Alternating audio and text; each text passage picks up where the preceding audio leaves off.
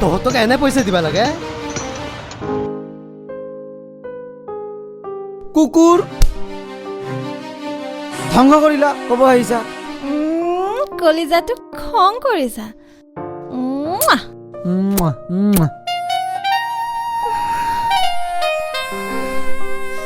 তাৰ লগত আজি অলপ বেছিয়ে কৰিলো নেকি